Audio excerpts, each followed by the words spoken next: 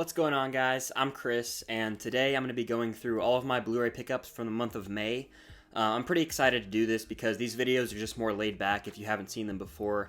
I just go through all the Blu-rays I picked up this month, and I wasn't able to go to as many stores. I've just been going to like Amazon or eBay and checking all the good deals because there's really a lot of sales online, especially on eBay. You'll see a couple pickups from there on here, so I'll just go ahead and get right into them. This is going to be a very laid-back video, so yeah. The first movie that I picked up was off eBay, and this one's always been hard to find for some reason, at least for me, and that is School of Rock, starring Jack Black, directed by Richard Linklater.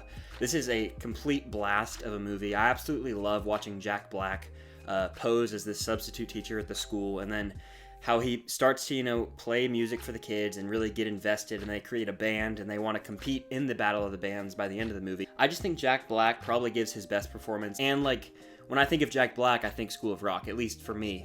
So this one has always been a fun time for me. I'm glad I finally picked it up. The next movie that I picked up was also off eBay, and this was on the 100 movies I missed list, so I won't go too in-depth, but that's Clint Eastwood's Mystic River. This movie came out in 2003, and it stars Sean Penn and Tim Robbins and Kevin Bacon, actually.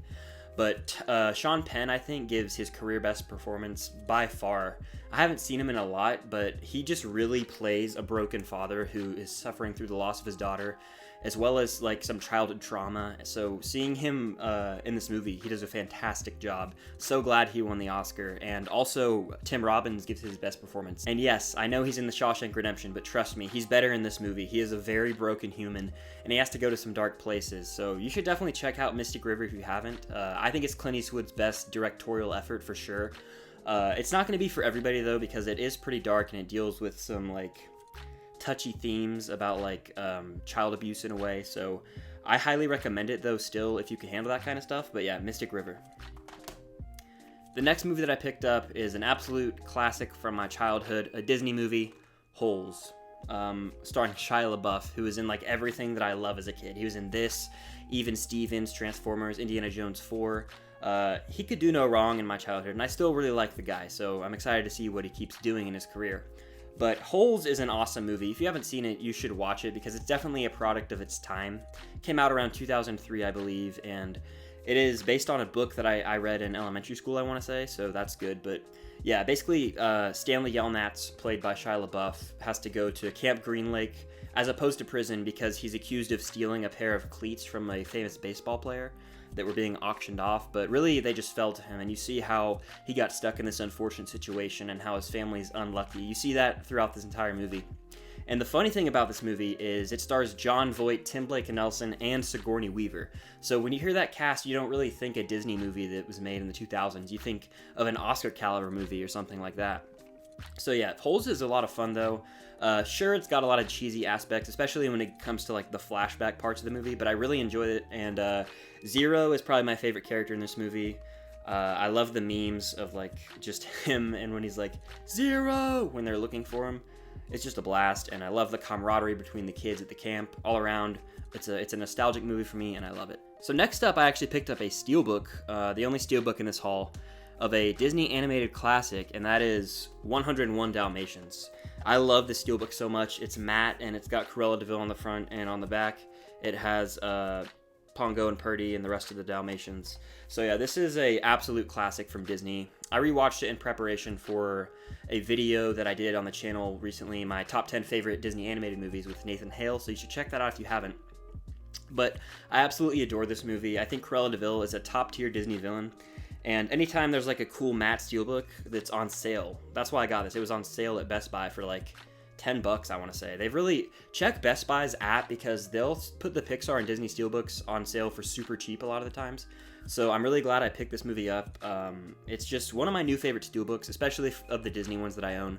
So 101 Dalmatians, highly recommend it if you haven't seen it for some reason. It's on Disney Plus, so you can watch it there. But yeah, it's a great, great movie.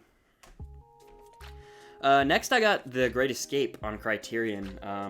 In my collab I did with Chris Hurtado on his channel where we talked about the Criterion Collection, I went in depth on this movie and how much it means to me. I've always loved it. I've watched this movie probably 5 to 10 times, especially with my dad growing up because we're both big Steve McQueen fans, so this is one of the first ones I was introduced to.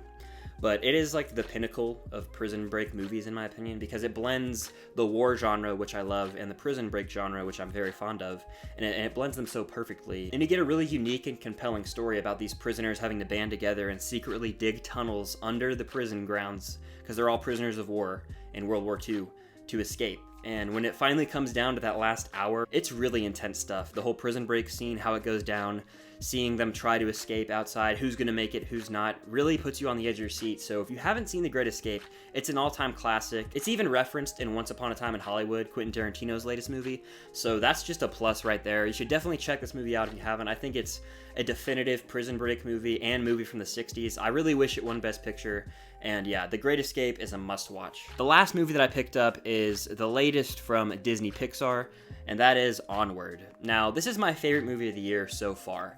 I've been kind of slacking, so I haven't seen that many movies, but this one's definitely my favorite, and the main reason for that is the chemistry between Tom Holland and Chris Pratt, who play Ian and Barley.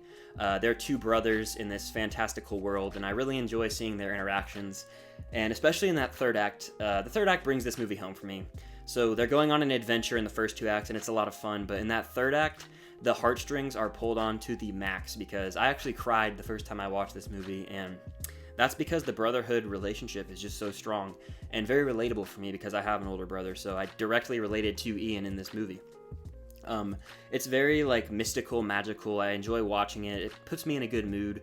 Pixar usually does this, and I think this is just another movie that's pure Pixar magic. So Onward is also on Disney Plus. Check it out if you haven't. I highly recommend it. Yeah, so those are all my pickups from the month of May.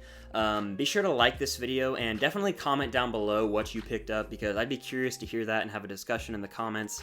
I know there's a lot of new releases. I think The Invisible Man came out. I have yet to see that movie, but it's on my watch list, so I will get around to it. If you haven't already, please consider subscribing, because it would mean so much to me. We're getting very close to 400 subscribers, which is absolutely crazy. It would be awesome if we could hit that soon. Again, just be sure to let me know what you think of this new setup, because I'm trying something new, so if you guys like it, definitely let me know down below. And I hope you guys had a great month. I hope you guys have another great month, and I'll see you guys later.